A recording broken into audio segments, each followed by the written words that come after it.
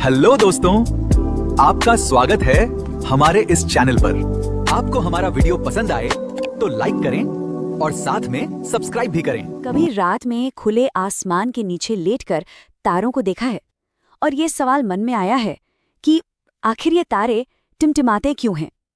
ये एक ऐसा नज़ारा है जो हम सब ने देखा है, लेकिन इसके पीछे की वजह प्रकाश की एक लंबी और बड़ी ही दिलचस्प यात्रा है। तो आज हम प्रकाश की उसी यात्रा को शुरू से अंत तक समझेंगे। हम उस तारे से शुरू करेंगे, देखेंगे कि कैसे वो रोशनी हमारी आंखों तक पहुंचती है और फिर हमारी आंखें कैसे इस पूरी रंगीन दुनिया को हमारे लिए बनाती हैं। चलिए इस सफर पर निकलते हैं। तो वापस उसी सवाल पर आते हैं, तारों के टिमटिमाने का राज क्या है? इसका सीधा सा जवाब है वायुमंडलीय अपवर्तन। देखिए, जब तारों की रोशनी हमारे वायुमंडल में घुसती है तो वो एक सीधी लाइन में नहीं चलती। वो हमारे वायुमंडल की अलग अलग परतों से गुजरते हुए लगातार मुड़ती रहती है और बस यही हमें टिमटिमाहट के रूप में दिखाई देता है। तो ये वायुमंडलीय अपवर्तन आखिर है क्या चीज़? देखिए, इसे आसान भाषा में समझते हैं। ये असल में प्रकाश का मुड़ना है, जब वो एक जगह से दूसरी जगह जाता है जहाँ हवा का घनत्व या तापमान अलग हो। हमारा वायुमंडल जो है वो कोई एक जैसी चादर नहीं है, इसमें हवा की कई परतें हैं, कोई गर्म कोई ठंडी। जब तारों की रोशनी इन परतों से टकराती है तो उसका रास्ता बार बार बदलता रहता है। अब यहाँ एक और मजेदार सवाल उठता है, अगर तारे टिमटिमाते हैं तो फिर ग्रह मतलब प्लैनेट्स क्यों नहीं? वजह यह है कि तारे हमसे बहुत बहुत ज्यादा दूर हैं, तो वो हमें रोशनी के एक छोटे से बिंदु की तरह दिखते हैं। हवा में जरा सी भी हलचल हुई नहीं कि उनकी रोशनी डगमगा जाती है। वहीं दूसरी तरफ ग्रह हमारे काफी करीब हैं और एक बड़े सोर्स की तरह दिखते हैं, तो उन तक पहुंचने वाली रोशनी में जो छोटे मोटे बदलाव होते भी हैं वो एक दूसरे को कैंसिल कर देते हैं और हमें वो एकदम स्थिर दिखाई देते हैं। तो प्रकाश की किरण ने अंतरिक्ष से हमारे वायुमंडल तक का लंबा सफर तय कर लिया है। अब उसकी अगली मंजिल है हमारा अपना पर्सनल नेचुरल कैमरा, हमारी आँख।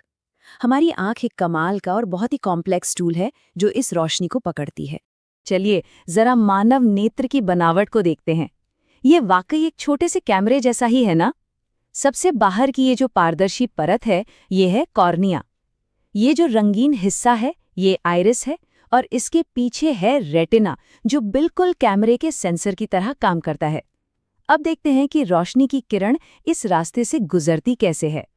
तो ये सफर पूरा कैसे होता है? सबसे पहले प्रकाश टकराता है कॉर्निया से, जहां वो सबसे ज्यादा मुड़ता है। फिर ये पुतली से गुजरता है जो कैमरे के अपर्चर की तरह अंदर आने वाली लाइट को कंट्रोल करती है। इसके बाद नेत्र लेंस यानी आई लेंस फोकस को फाइन ट्यून करता है और आखिर में रेटिना पर एक उल्टी और असली इमेज बन जाती है। हमारी आंखों की एक सबसे कमाल की काबिलियत है उसकी समंजन क्षमता। अब ये क्या है? अरे ये हमारे आई लेंस की वो सुपर पावर है जिससे वो अपनी फोकल लेंथ को एडजस्ट कर सकता है। मतलब सिलियरी मसल्स की मदद से लेंस मोटा या पतला होकर दूर और पास दोनों की चीजों को एकदम साफ साफ रेटिना पर फोकस कर लेता है, एकदम किसी ऑटो फोकस कैमरे की तरह। लेकिन हमेशा सब कुछ इतना परफेक्ट नहीं होता है ना? क्या होता है जब प्रकाश की ये यात्रा सही तरीके से पूरी नहीं हो पाती? जब इमेज रेटिना पर ठीक से फोकस नहीं होती तो पैदा होते हैं दृष्टि दोष यानी विजन डिफेक्ट्स। चलिए कुछ आम डिफेक्ट्स को समझते हैं। यहाँ दो सबसे आम परेशानियां हैं, निकट दृष्टि दोष यानी मायोपिया और दीर्घ दृष्टि दोष यानी हाइपरमेट्रोपिया। निकट दृष्टि दोष में पास की चीजें तो साफ दिखती हैं लेकिन दूर की नहीं, क्योंकि इमेज रेटिना के सामने ही बन जाती है। इसे ठीक करने के लिए अवतल लेंस यानी कॉनकेव लेंस लगता है।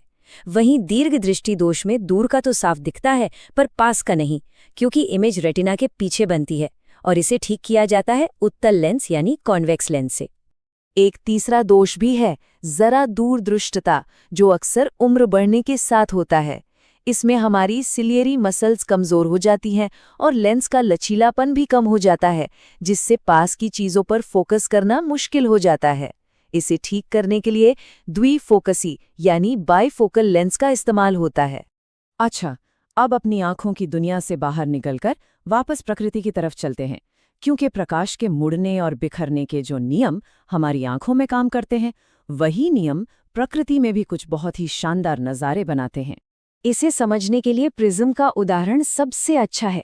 सोचिए, जब सफ़ेद रोशनी की एक किरण प्रिज्म से गुजरती है तो वो पहले तो मुड़ती है और फिर अपने 7 अलग-अलग रंगों में बट जाती है। इसी को विक्षेपण कहते हैं। लाल रंग सबसे कम मुड़ता है और बैंगनी सबसे ज्यादा, जिससे रंगों का एक खूबसूरत बैंड बनता है जिसे हम स्पेक्ट्रम कहते हैं। और ठीक यही सिद्धांत हमें बताता है कि इंद्रधनुष कैसे बनता है। बारिश के बाद हवा में जो पानी की नन्ही नन्ही बूंदें रह जाती हैं ना, वो असल में लाखों छोटे छोटे प्रिज्म की तरह काम करती हैं। जब सूरज की रोशनी इन बूंदों से होकर गुजरती है तो वो ठीक प्रिज्म की तरह उस रोशनी को उसके 7 रंगों में बिखेर देती हैं, और बस हमें आसमान में वो खूबसूरत इंद्रधनुष दिखाई देता है। प्रकाश का एक और बड़ा दिलचस्प गुण है प्रकीर्णन, यानी बिखरना। ये तब होता है जब लाइट की किरणें हमारे वायुमंडल में मौजूद धूल और गैस के छोटे छोटे कणों से टकराकर हर दिशा में फैल जाती हैं। और ये साधारण सी लगने वाली घटना एक बहुत पुराने सवाल का जवाब देती है। हाँ, वही सवाल, आखिर हमें आसमान नीला ही क्यों दिखाई देता है, लाल या हरा क्यों नहीं? इसका जवाब भी प्रकाश के इसी प्रकीर्णन में छिपा है। होता ये है कि हमारे वायुमंडल में मौजूद गैस के बहुत छोटे कण नीले और बैंगनी रंग की रोशनी को बाकी रंगों के मुकाबले कहीं ज्यादा बिखेरते हैं। तो जब सूरज की रोशनी आती है तो लाल और पीली रोशनी तो सीधी निकल जाती है, पर नीली रोशनी चारों तरफ फैल जाती है। और क्योंकि हमारी आंखें नीले रंग के लिए ज्यादा सेंसिटिव होती हैं, इसलिए हमें पूरा आसमान नीला दिखाई देता है। मजे की बात यह है कि अगर हमारी आंखें बैंगनी रंग के लिए ज्यादा सेंसिटिव होती तो शायद हमें आसमान नीला नहीं बैंगनी दिखता। तो तारों की टिमटिमाहट से लेकर आसमान के नीले रंग तक और हमारी अपनी आंखों के काम करने के तरीके तक सब कुछ प्रकाश के नियमों से ही तो जुड़ा है। तो अगली बार जब ऊपर आसमान की तरफ देखें तो याद रखें, हमारी आंखें सिर्फ देख नहीं रहीं, वे असल में फिजिक्स के नियमों को महसूस कर रही हैं।